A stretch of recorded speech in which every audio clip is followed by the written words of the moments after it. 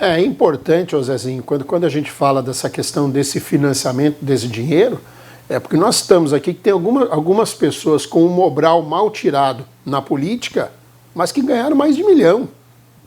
Né? Algumas pessoas aí com um Mobral mal tirado, né, e ganhando mais de R$ 1 milhão de fundo partidário ou de ajuda, sei lá eu que nome, porque eles inventam nomenclatura para tudo. Né? Diego, você não é economista, mas é muito bem informado, procura sempre se esclarecer. A minha pergunta para você é o seguinte: o que impede, tem alguma coisa que impede o candidato Lula, o ex-presidente Lula, de repetir a dose dos 6 primeiros anos de gestão dele? E essa fala do Justus aí, como o Zezinho disse, é uma fala de um militante bolsonarista. Vamos lá. A gente precisa seccionar as coisas e colocar cada seu tema dentro da sua gaveta própria. Vou me manifestar sobre a fala do Justus e do Meirelles, porque, vamos lá, o Lula tem a credibilidade do mercado financeiro hoje. Acredite, o candidato dos grandes bancos e dos grandes grupos financeiros não é o Bolsonaro, é o Lula. E por uma razão simples, não é porque os bancos ganharam mais com o Lula que com o Bolsonaro, não é por conta do Pix, não é por nada.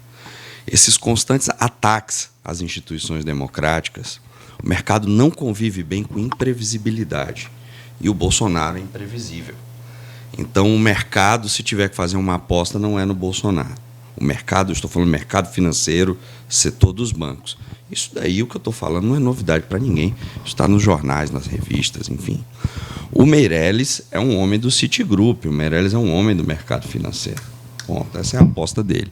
E o Lula realmente foi sempre um pragmático. Se, por um lado, ele acenava para as esquerdas, para o outro também acenava para o mercado financeiro, com estabilidade. Os bancos ganharam muito dinheiro durante a gestão do PT e foi um governo que dialogou ali com todos os setores.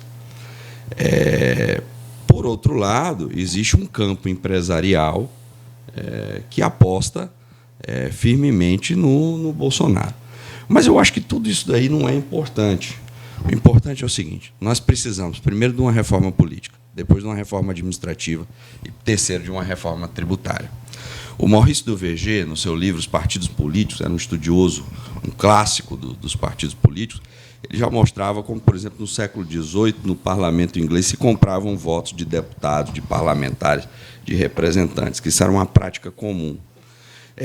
Nós temos um modelo de presidencialismo de coalizão, num sistema pluripartidário, de um modelo misto de eleição parlamentar, metade, ou seja, uma casa é eleita pelo sistema proporcional, que decorre do voto dos partidos, e a outra é majoritária, no caso Câmara e Senado. Temos mais de 60 partidos políticos no Brasil e partido como requisito cartorial para a candidatura. Esses 60 partidos políticos não tem cada um deles uma linha ideológica. Então, eles não são instituições que mediam os interesses da sociedade civil com o poder. E todo presidente que se elege, seja Lula, seja o Fernando Henrique antes dele, tenha sido lá atrás o Sarney e agora o Bolsonaro, vai ter que sentar, conversar com o parlamento. O parlamento quer o quê? Quer cargo, quer emenda, quer dinheiro para fazer sua reeleição, enfim. E é aí que a corrupção acontece. Acontece na prefeitura do menor município do estado mais pobre do país, acontece no plano dos governos estaduais, acontece no plano do governo federal. O Lula e a Dilma foram pegos, é diferente. O Bolsonaro não foi pego ainda, é outra coisa. Mas vamos ver quem são as companhias do governo Lula, quem são as companhias do governo Bolsonaro. O Costa Neto está lá, o Ciro Nogueira está lá. Essas pessoas não estavam na Lava Jato também? O que mudou em termos de coalizão política? Se está fazendo pacto de governabilidade de outra forma no governo Bolsonaro, que não foi a forma que foi feita no governo do Lula? Ou a questão agora é se um foi pego e o outro não? Porque esse discurso moralizante o Lula tinha em relação ao Fernando Henrique. Ou a gente esqueceu disso?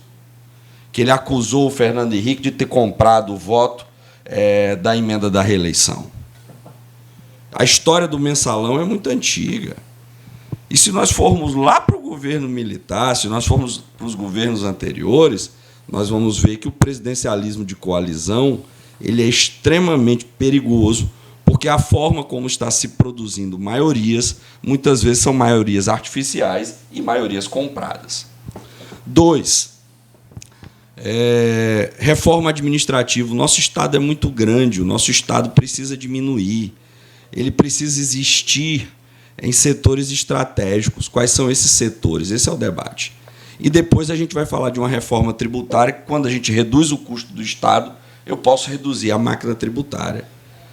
Esse é o debate que deveria ser o debate presidencial e que nós não estamos fazendo. Falta seriedade no debate político brasileiro. Falta profundidade no debate político brasileiro. O que nós estamos fazendo é um crime de lesa pátria. Esse jogo de o governo do Lula é corrupto, o meu é honesto, disfarça o que esses dois governos têm em comum. São estatistas, são modelos de Estado grande, de um Estado que custa caro, de um Estado que gasta para reeleger os seus governantes, porque o Márcio estava me dizendo aqui no intervalo, por exemplo, como é que vai ficar a pauta fiscal do combustível a partir de janeiro? Essa deflação que nós tivemos é uma deflação de causas naturais, porque deflação e inflação dizem muito pouco, são efeitos. O importante é a causa da inflação. Se o país tem inflação porque está crescendo muito, isso não é ruim. Se tem deflação porque a economia está encolhendo, olha aí a crise do Japão nos anos 90. Os preços encolheram no Japão, mas aquilo não foi bom para a economia japonesa. Aquilo significou que a economia estava diminuindo. Nós temos que fazer o debate político com sinceridade, com clareza, com transparência. Nós temos, primeiro, um modelo político que não deu certo, que foi o presidencialismo de coalizão. Nós precisamos pensar uma nova forma de administrar o país politicamente. 2, nós precisamos reduzir o tamanho do Estado brasileiro. O povo brasileiro, o empresário brasileiro não aguenta mais pagar imposto. Não aguenta mais. E aí nós precisamos de um Estado mais ágil, mais barato, que invista em saúde, educação e segurança. É isso que as pessoas querem. Esse discurso direita e esquerda, corrupto, não corrupto, está escondendo o que realmente está por detrás desses panos. O que nós temos é mais do mesmo. Mais do mesmo. O debate é mais profundo. E aí, Márcio? Concordo plenamente. Nós temos falado isso já há vários meses aqui. O discurso, o debate está muito pequeno. Nós temos pauta muito importante no mundo hoje. A questão ambiental, né? O Brasil precisa saber vender esse capital ambiental que tem. O professor Diego já colocou aqui, nós temos falado nisso. Nós temos uma indústria tecnológica, nós estamos saltando nós nem entramos no processo de industrialização normal e já estamos, o mundo já está indo para uma industrialização tecnológica de alta tecnologia, metaverso, né? Questões muito avançadas, e nós não definimos ainda onde nós queremos chegar com a nossa educação pública, né?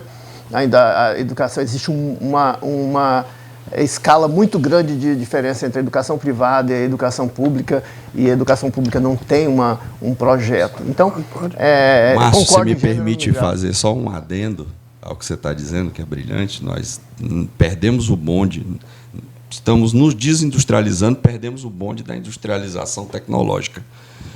São precisos 3 toneladas de soja para pagar um iPhone. Aí a conta. 3 toneladas de soja. Custa um iPhone, custa 3 toneladas de soja. E hoje, por exemplo, a economia do estado de Rondônia é baseada em carne e soja. Isso não vai fazer o futuro do país. Exatamente. Uma parte bem providencial. É nesse sentido que nós temos que caminhar. Nós precisávamos de um debate amanhã com base nessas ideias, com base em projetos de futuro.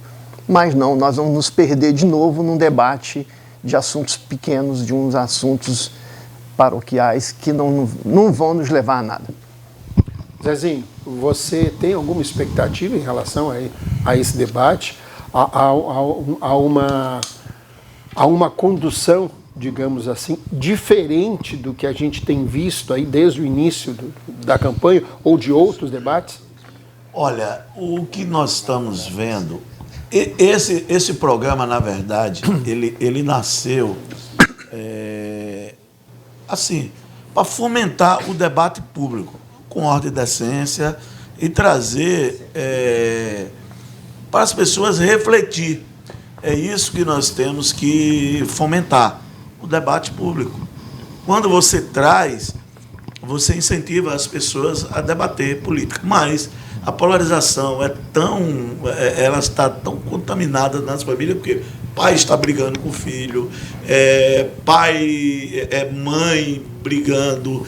Olha, eu já falei aqui, minha sogra, eu boto uma camisa vermelha, ela diz, vixe, tira essa camisa, onde você chega aqui, eu botei essa semana uma camisa muito bonita, vermelha, e as pessoas, às vezes eu coloco até para provocar mesmo, entendeu? Porque isso é pequeno para o debate.